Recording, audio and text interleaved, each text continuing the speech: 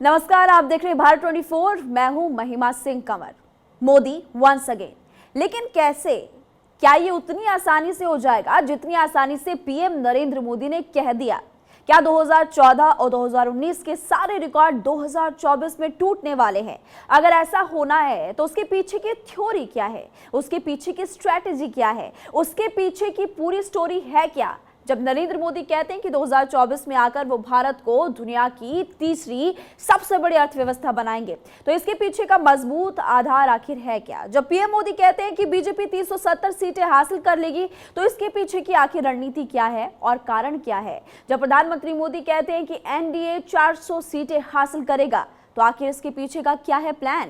आज वो डिकोड हम करने वाले हैं और आपके सामने एक एक सीट का गणित रखेंगे ताकि आप बेहतर आसानी से समझ सकें कि आखिर नरेंद्र मोदी किस तरह से हैट्रिक लगाने वाले हैं।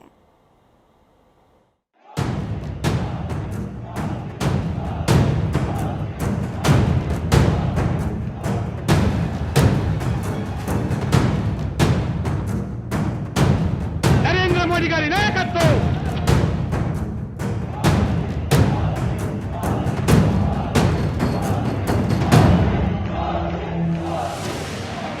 क्या 2024 में सचमुच में बीजेपी अकेले दम पर 370 सीटें हासिल कर लेगी? क्या एनडीए 400 सीटों के आंकड़े को छू लेगा? ये महज एक ऐलान है, एक कल्पना है, या इसमें कोई सच्चाई भी है? लेकिन एक बात खुशी की रही, उन्होंने जो 400 सीट एनडीए के लिए आशीर्वाद दिया है,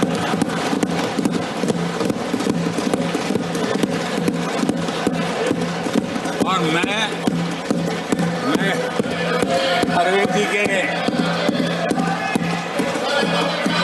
इन आशीर्वाद को, आपके आशीर्वाद मेरे सर आंखों पर, अब आपको आशीर्वाद वापिस लेना तो ले सकते हैं, क्योंकि एक खबर तो आ गए हैं।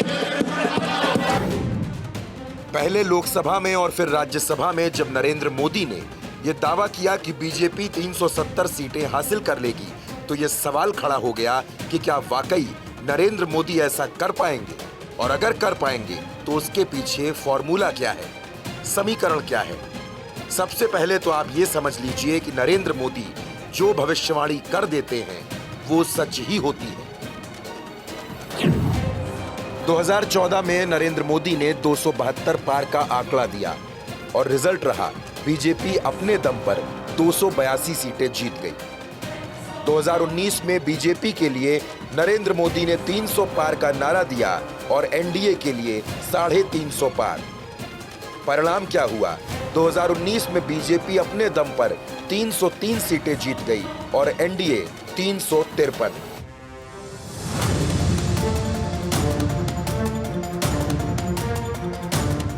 तो क्या नरेंद्र मोदी की कही ये बात सच होने वाली है? अगर बीजेपी अकेले 370 सीटों के नंबर को छू लेती है तो इसका मतलब क्या होगा, जानते हैं आप? इसका मतलब होगा राहुल गांधी 40 सीटों पर सिमट जाएंगे, ममता बनर्जी 10 से नीचे, अखिलेश यादव 5 से कम, तेजस्वी यादव 0, उद्धव ठाकरे 10 से नीचे, शरद पवार खाता खुलना भी मुश्किल।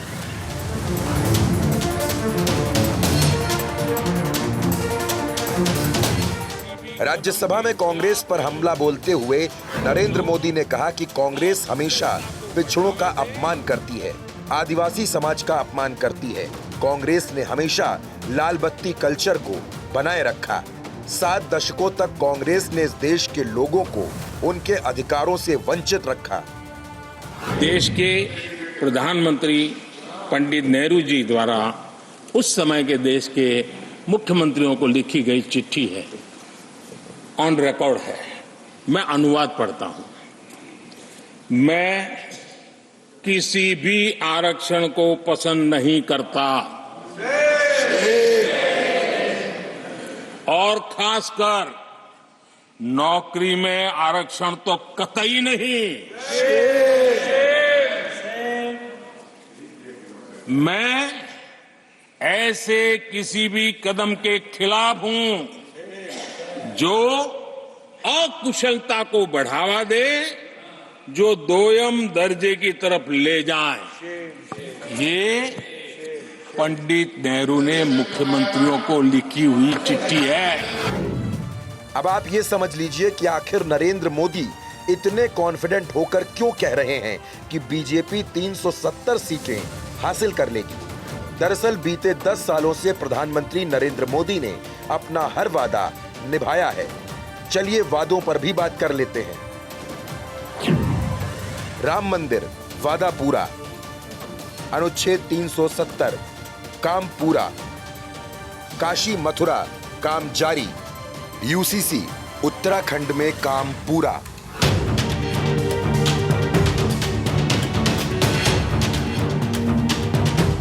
ये बात तो हुई वादों की।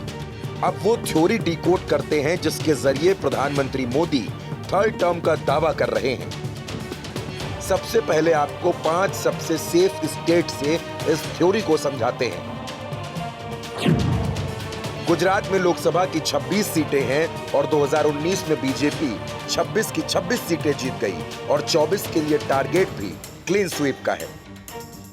हिमाचल प्रदेश में 4 सीटें हैं, 2019 में बीजेपी 4 सीटें जीती और टारगेट फिर 4 सीटों का है। उत्तराखंड में 5 सीटें हैं, 2019 में 5 सीटों पर जीत मिली और टारगेट इस बार भी क्लीन स्वीप है।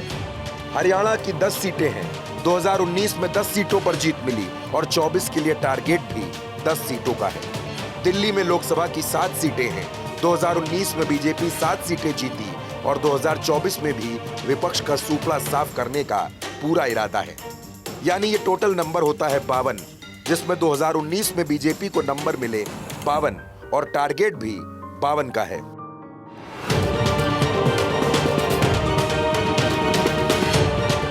ये बात हुई 5 राज्यों की।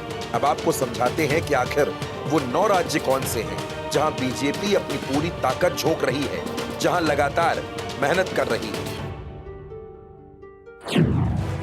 महाराष्ट्र में लोकसभा की 48 सीटें हैं, 2019 में बीजेपी को यहां 23 सीटें मिली और इस बार टारगेट है 33 सीटों का।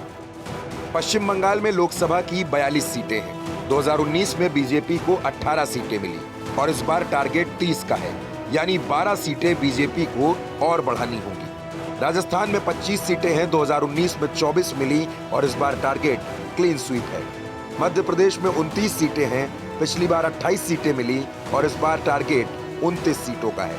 छत्तीसगढ़ में 11 सीटें हैं, पिछली बार 9 सीटें मिली और इस बार 11 सीटों का टारगेट है। जम्मू कश्मीर में 5 सीटें हैं, जहां 2019 में बीजेपी को 3 सीटें मिली और इस बार टारगेट 1 सीट बढ़ाना यानी 4 सीटें जीतने का है।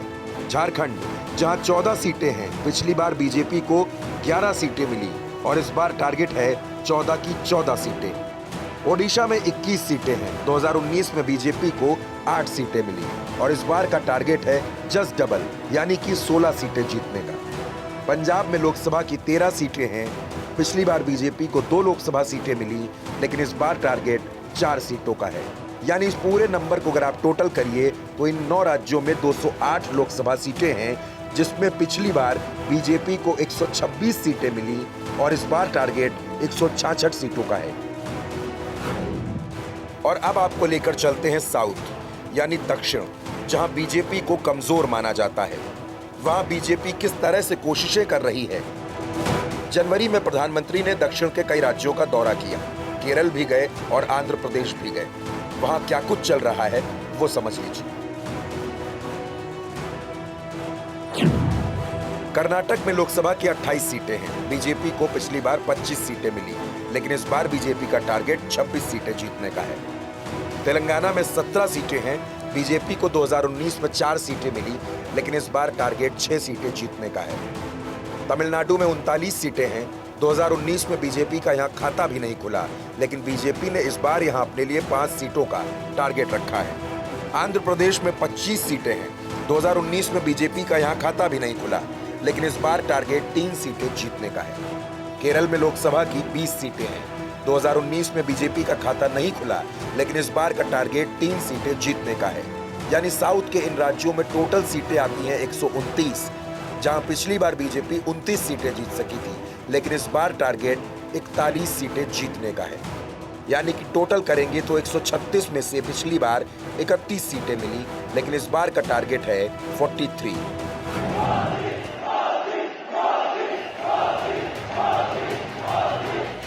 और अब इस पूरे प्लान के आखिर में वहां की बात करते हैं जो बीजेपी के लिए बिग ग्राउंड है। वहां से बीजेपी कितनी उम्मीद कर रही है। उत्तर प्रदेश में लोकसभा की 80 सीटें हैं। 2019 में बीजेपी अपने दम पर 62 सीटें जीत गई, लेकिन इस बार का टारगेट 10 ज्यादा यानी कि 72 सीटें जीतने का है। बिहार में 40 सीटें हैं। पिछली बार बीजेपी 17 सीटें जीती और इस बार भी उसका टारगेट 17 की 17 सीटें जीतने का है। नॉर्थ ईस्ट में लोकसभा की 26 सीटें आती हैं, जहां बीजेपी 2019 में 15 सीटें जीत गई, लेकिन 2024 में वहां उसको 20 सीटें जीतनी है, यानी टोटल 146 में से पिछली बार 94 सीटों पर जीत मिली और इस बार का टारगेट है 109। यानी बात बिल्कुल साफ है, प्रधानमंत्री के लिए बीजेपी के हिस्से में 370 और एनडीए के खाते में 400 सीटें करना कोई बहुत बड़ी बात नहीं है, क्योंकि मोदी का एजेंडा क्लियर है, मोदी का विजन स्पष्ट है। रूट से लेकर बूथ तक और महिलाओं से लेकर यूथ तक एक एक प्लान क्लियर है। शायद तभी मोदी खुलकर टंके की चोट पर यह दावा कर रहे हैं वो तीसरी बार आएंगे और 400 सीटों के साथ आएंगे।